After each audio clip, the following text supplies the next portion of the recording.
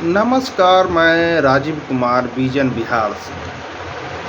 कल राजद के कार्यालय में नेताओं का तांता लगा रहा। जी हाँ, मामला है ये तमिलनाडु के पूर्व डीजीपी करुणा सागर को आरजेडी में शामिल होने का। जब वो आरजेडी में शामिल हो रहे थे तब आरजेडी के वरिष्ठ नेताओं का जमावड़ा था वहाँ, और पार्टी के प्रदेश अध्यक्ष जगदानंद सिंह और बिहार के उप मुख्यमंत्री तेजस्वी यादव भी वहाँ मौजूद थे। आपको बता दें कि करुणा सागर 1991 बैच के हैं और वो बिहार से ही बिलोंग करते हैं। देखिए क्या बोले हैं वो लालू प्रसाद यादव जी के बारे में, छोड़ जाते हैं उनके वीडियो के साथ। और हमारे चैनल को लाइक एंड सब्सक्राइब ज़रूर करें। अगर आपको कोई शिकायत है तो कमेंट बॉक्स में हमें कर सकते हैं। धन्यवाद।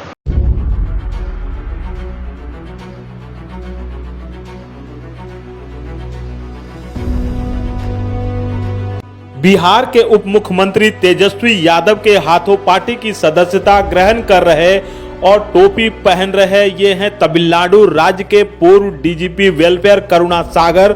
रविवार को इन्होंने राजद की सदस्यता ग्रहण कर ली और इस मौके पर रविवार को एक समारोह का आयोजन किया गया था, जिसमें पूर्व डीजीपी करुणा सागर ने आरजेडी और लालू यादव के प्रति अपनी श्रद्धा का पूरा बखान किया।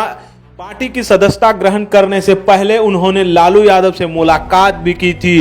अब इस पार्टी की सदस्यता ग्रहण करने और राजनीतिक क्षेत्र में आने को लेकर के मैं क्यों बता रहा हूं, इस परिप्रेक्ष्य को समझिए। असल राजद में उनके शामिल होने के बाद से ये चर्चा जोर पकड़ने लगी है कि जिस समय मनीष कश्यप का और तमिलनाडु का प्रकरण हुआ, उस समय ये तमिलनाडु के डीजीपी वेलफेयर थे और मजदूरों के प्रताड़ना संबंधी मामले को यही डील कर रहे थे।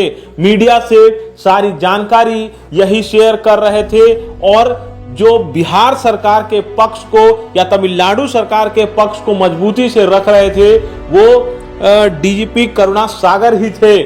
अब लोगों के बीच ये चर्चा हो रही है कि क्या बिहार सरकार खासकर आरजेडी के पक्ष को मजबूती से तमिलनाडु प्रकरण में रखने के लिए, क्योंकि मनीष कश्यप ने जिस तरह से उप मुख्यमंत्री तेजस्वी यादव को टारगेट किया था और उसके बाद से कार्रवाई तेज हो गई थी। अब जब अपने सेवानिवृत्ति के बाद सीधे करुणा सागर ने आरजेडी का दामन थाम लिया है, तो लोगों को यह कहते बन रहा है कि आखिर तमिलनाडु प्रकरण में मनीष कश्यप के मामले में करुणा सागर की भूमिका क्या रही है। लोगों में यह चर्चा है कि बिना पूर्व के संबंधों के कोई डीजीपी स्तर का अधिकारी अचानक से किसी पार्टी की सदस्यता ग्रहण करके सियासत में नहीं कूद सकता है जब तक पहले से उनके संबंध उस स्तर के न रहे हो। इसको लेकर के अब तरह तरह की बातें चल रही हैं। आपको मालूम है कि तमिलनाडु प्रकरण में बिहार में इकोनॉमिक ऑफेंस यूनिट ने मनीष कश्यप पे 4 केस, जबकि इससे कई ज्यादा केस तमिलनाडु में दर्ज हुए और तमिलनाडु में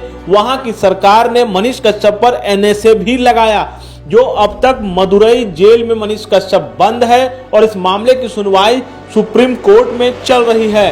अब तमिलनाडु के पूर्व डीजीपी करुणा सागर के आरजेडी ज्वाइन करने के बाद लोगों में यह चर्चा होना लाजमी था या सवाल उठना लाजमी था कि क्या तेजस्वी यादव और आरजेडी के साथ करुणा सागर के पहले से संबंध थे और उन संबंधों का कहीं तमिलनाडु प्रकरण में मनीष कश्यप के केस के मामले में कोई भूमिका या कोई असर तो नहीं है।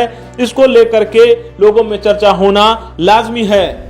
आपको बता दें कि करुणा सागर मूल रूप से बिहार के रहने वाले हैं और उन्होंने जहानाबाद अरवल क्षेत्र में कई अच्छे काम, सामाजिक काम किए हैं और कई कामों के लिए उन्हें सम्मानित भी किया गया है। 1991 बैच के आईपीएस रहे हैं करुणा सागर। डीजीपी करुणा सागर को पार्टी की सदस्यता ग्रहण कराने के लिए भव्य समारोह का आयोजन किया गया। जिस तरह से उन्हें सम्मानित करते हुए पार्टी में शामिल किया गया और समारोह में उप मुख्यमंत्री तेजस्वी यादव के अलावा पार्टी के प्रदेश अध्यक्ष जगदानंद सिंह और कई बड़े नेता मौजूद थे।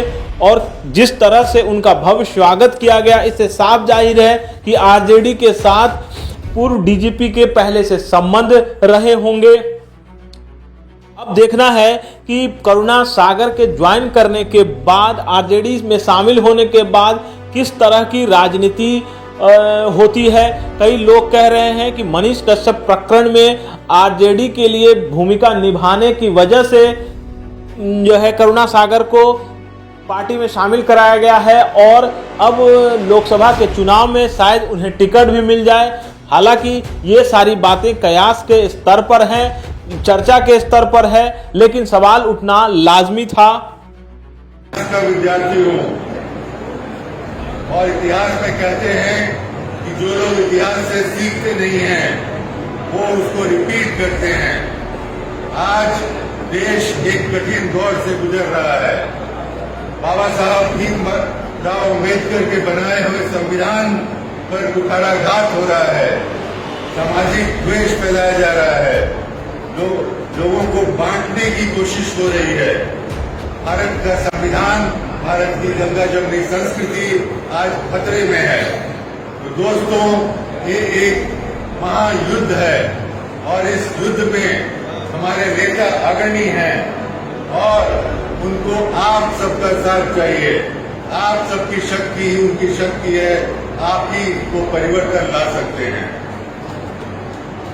मैं आपकी बात समाप्त करने के लिए हमारे कवि, राष्ट्र कवि रामधारी सिंह दिनकर की कविता जो समर शेष है, उसकी दो पंक्तियां सुनाना चाहूंगा। समर शेष है नहीं पाप का भागी केवल प्यार, जो तटस्थ रहे समय लिखेगा उनका भी इतिहास। दोस्तों, आप आज के लिए, आने वाली अपनी संतानों के लिए इस धर्म युद्ध में शामिल होइए, हमारे नेता का हाथ बढ़ाइए। आज जो शक्तियां देश को विभाजित करने की कोशिश कर रही हैं, उनसे लड़ने की जरूरत है। नहीं तो आपकी आने वाली संतान, आपकी आने वाली पीढ़ी आपसे सवाल करेगी कि जब देश में इस तरह का अत्याचार हो रहा था तब आपकी भूमिका क्या थी, आपने क्या किया। आप शर्म से मुंह झुका लेंगे। तो दोस्तों, ये लड़ने का समय है और अपने नेता का हाथ मजबूत करने का समय है।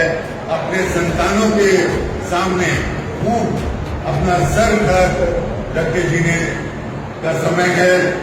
मैं एक बार इस अपार भीड़ को पुनः धन्यवाद देता हूं कि वो लोग इस कार्यक्रम में सम्मिलित हुए और इस कार्यक्रम के पहले मुझे कई नेताओं से मार्गदर्शन मिला। मैं उनका भी आभारी हूँ और सबसे बड़ा मेरा आभार तो हमारे युवा हृदय सम्राट तेजस्वी यादव जी का है, जिन्होंने मुझे इस लायक समझा कि इस राजद परिवार में सम्मिलित हुआ और ऐसी आवाज निकले यहाँ से, इस भीड़ से, कि वो दिल्ली के बैठे हुए नेताओं तक तो गूंज चले। ये लड़ाई आप लड़ेंगे कि नहीं लड़ेंगे? और जोर से बोलिए, लड़ेंगे कि नहीं लड़ेंगे? हमारे नेता का हाथ मजबूत करेंगे, नहीं करेंगे? धन्यवाद दोस्तों। जय हिंद, जय भारत, जय बिहार।